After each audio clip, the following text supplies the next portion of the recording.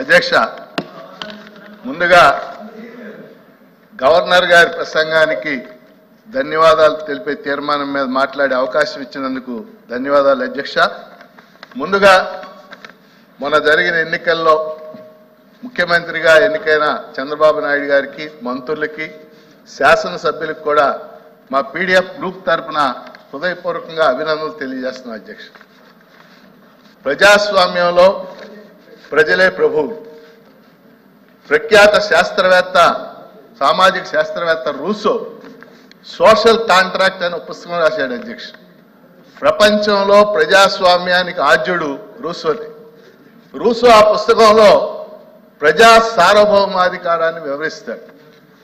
ప్రజలే చరిత్ర నిర్మాతలని ఆ పుస్తకంలో ఆయన స్పష్టంగా చెప్తాడు.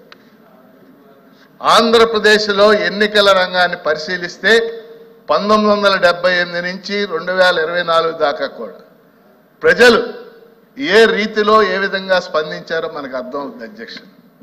ఎందుకు ఈ మాట చెప్తున్నానంటే, గత 5 ఏళ్లుగా కూడా ఈ శాసనమండలిలో నేను సభ్యుడిగా ఉన్నాను అధ్యక్ష. ఆనాడున్న ప్రభుత్వానికి ఎన్నో సూచనలు చేశాం, సలహాలు చెప్పాం. ప్రజల్ని మీరు విధేయులుగా ఉండాలి, ప్రజల్ని నమ్మాలి అని కూడా చెప్పాం. మాట వినలేదు. మాట వినని వారికి ఎవరికైనా సరే ప్రజలు ఇదే గుణపాఠం నేర్పుతారనేది మొన్న ఎన్నికలు తెలియజేసినాయి అధ్యక్ష. అందువల్ల ఇప్పుడు అధికారంలోకి వచ్చిన వారైనా సరే, అది ఎక్కడైనా కానీ ఖచ్చితంగా ప్రజలకి విధేయులుగా ఉండాలి, ప్రజలే ప్రభువులు అనేది నేర్చుకోవాలని చెప్పేసి నేను హృదయపూర్వకంగా కోరుతున్నాను అధ్యక్ష. అధ్యక్ష, గత 4 ఏళ్లుగా ఈ రాష్ట్రంలో ఉద్యోగులు, ఉపాధ్యాయులు, పెన్షనర్లు 10 లక్షల మంది ఉన్నారు అధ్యక్ష. 10 లక్షల మంది కూడా తీవ్రమైన ఒత్తిడికి గురయ్యారు. ఉద్యమం చేయడానికి వీల్లేదు. విజయవాడలో అలంకార్ థియేటర్తో దగ్గర ధర్నా చౌక్ అని 2014లో రాష్ట్రం ఏర్పడ్డాక ఉద్యోగులే ఏర్పాటు చేసుకున్నారు ధర్నా చౌక్. ధర్నా చేయటం అనేది ఒక ప్రజాస్వామ్య హక్కు. కానీ గత 4-5 ఏళ్లలో ఎలాంటి ధర్నా చేయటానికి వీల్లేదు. ముందే ఇంట్లోనే అరెస్ట్ చేయి. నేను కనీసం 5-6 సార్లు అరెస్ట్ అయ్యాను అధ్యక్ష. ఆ కేసులు ఇంకా నడుస్తూనే ఉన్నాయి. అనేక సార్లు చెప్పాం, మీరు ఇచ్చిన హామీలకు కట్టుబడి ఉండండి. కానీ పూర్తిగా ఉద్యోగులు, ఉపాధ్యాయులు, పెన్షనర్లు నిర్లక్ష్యం చేశారు. ఆ నిర్లక్ష్య ఫలితాన్ని మొన్న పోస్టల్ బ్యాలెట్లు తదితర వాటిల్లో అనేక మంది గమనించారు అధ్యక్ష.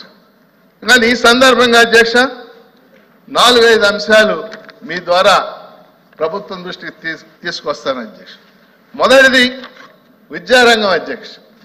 ఉన్నత విద్యారంగం పూర్తిగా నిర్లక్ష్యానికి గురైంది అధ్యక్ష.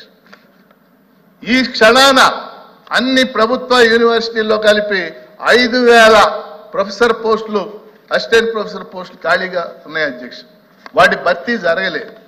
అంతేకాదు, ఉన్నత విద్యారంగానికి సంబంధించి నిర్ణయాలు జరగాలంటే మంత్రి గారికి కూడా ప్రమేయం లేదు. కేవలం ఉన్నత విద్యా మండలి, అక్కడ ఉన్న చైర్మన్, ఆయన కనీసం అపాయింట్మెంట్ కూడా ఇవ్వనటువంటి పరిస్థితిని మేము చూసాం. ఆ పరిస్థితి మారాలని కోరుకుంటున్నాం అధ్యక్ష. అలాగే పాఠశాల విద్యకు సంబంధించి జీవో నెంబర్ 117 3, 4, 5 తరగతులు హై స్కూళ్ళకు తరలించడం ప్రపంచంలో ఎక్కడా లేదు అధ్యక్ష. ప్రాథమిక పాఠశాల అంటే 1 నుండి 5 తరగతులు ఉన్నారు. కానీ 3, 4, 5 తరగతుల్ని హై స్కూళ్ళకు తరలించి ఈ మొత్తం ప్రాథమిక పాఠశాలలు బలహీనపడేటట్టు చేసినటువంటి పరిస్థితి మనం చూసాం. మరి లోకేష్ బాబు గారు కూడా పాదయాత్రలో ఆయన హామీ ఇచ్చారు, జీవో నెంబర్ 117 మా ప్రభుత్వం అధికారంలోకి రాగానే రద్దు చేస్తామని.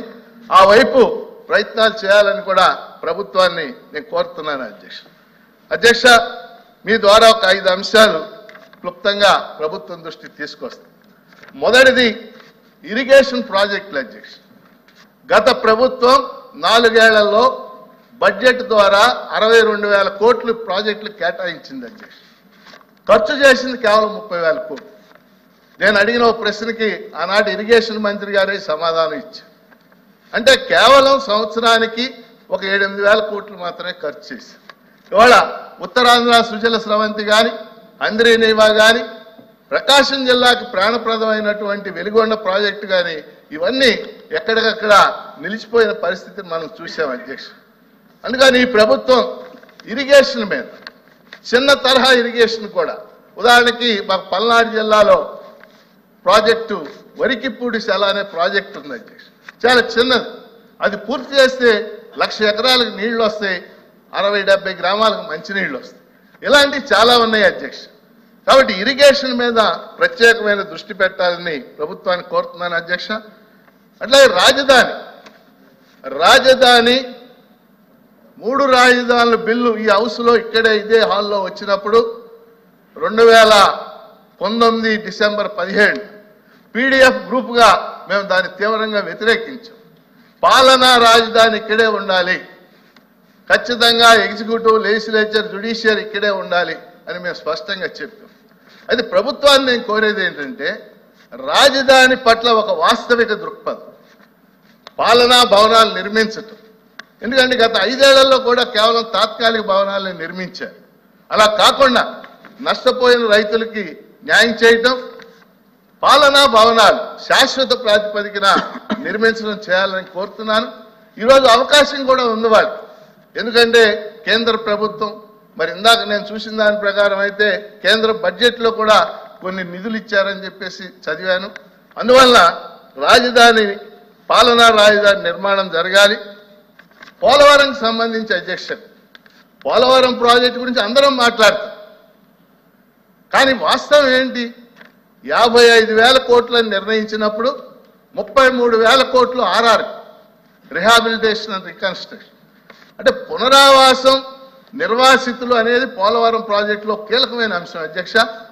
కానీ ఈరోజు పునరావాసం గురించి ఎవరు మాట్లాడట్లేదు. మేము వెళ్ళి చూసాం, అక్కడ ముంపు మండలాల్లో వాటిల్లో చూసాం. చాలా అన్యాయమైన, ఘోరమైనటువంటి పరిస్థితులు అక్కడ ఉన్నాయి.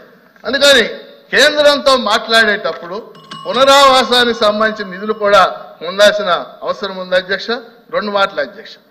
అలాగే ఇంకొక అంశం అధ్యక్ష, వ్యవసాయ రంగానికి సంబంధించి ముఖ్యమైన రంగం మనకు తెలుసు.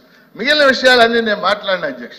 కానీ కౌలు రైతులకు సంబంధించి తీవ్రమైన అన్యాయం జరిగింది అధ్యక్ష. 2011లో కిరణ్ కుమార్ రెడ్డి గారు ముఖ్యమంత్రిగా ఉన్నప్పుడు కౌలు రైతుల రక్షణ చట్టం 2011 అని చేశారు.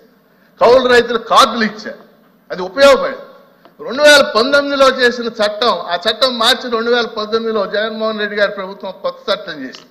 ఆ చట్టంలో ఏం చేశారంటే కౌలు రైతు కార్డు పొందాలంటే భూ యజమాని సంతకం ఉండాలని పెట్టి. భూ యజమాని ఎందుకు సంతకం పెడతాడు అధ్యక్ష? చాలాసార్లు కూడా మనం మాట్లాడాం ఈ హౌస్లో. కనుక భూ యజమాని సంతకం ఉండాలనే నిబంధన తీసేయాలి, లేదా చట్టం రద్దు చేసి కొత్త చట్టం చేసి. ఎందుకంటే మనకు తెలుసు, కృష్ణా, గుంటూరు మీకు కూడా తెలుసు అధ్యక్ష, తూర్పుగోదావరి, పశ్చిమ గోదావరి జిల్లాలో ఈరోజు 80% రైతులు కౌలు రైతులే అధ్యక్ష. అందుకని కౌలు రైతులకి న్యాయం జరగాల్సిన అధ్యక్ష అవసరం ఉంది. చివరి అంశం అధ్యక్ష, ఈరోజు ప్రత్యేక హోదా. నిన్న కేంద్ర ప్రభుత్వం స్పష్టంగా లోక్సభలో బీహార్కి మేము ప్రత్యేక హోదా ఇచ్చేది లేదని చెప్పి 4 పారామీటర్స్ పేర్కొన్నారు. కానీ మన ఆంధ్రప్రదేశ్ ఖచ్చితంగా ఓ పారామీటర్ కిందకు వస్తుంది. ఆర్థికంగా పూర్తిగా వెనుకబడి ఉన్నటువంటి రాష్ట్రం ఇది. ఈరోజు ప్రత్యేక హోదా వస్తేనే పరిశ్రమలు వస్తాయి, ఉపాధి అవకాశాలు పెరుగుతాయి. దాని మీద రాష్ట్ర ప్రభుత్వం కేంద్రం మీద ఒత్తిడి తేవాలి, విభజన హామీల అమలుకు ఒత్తిడి తేవాలనేది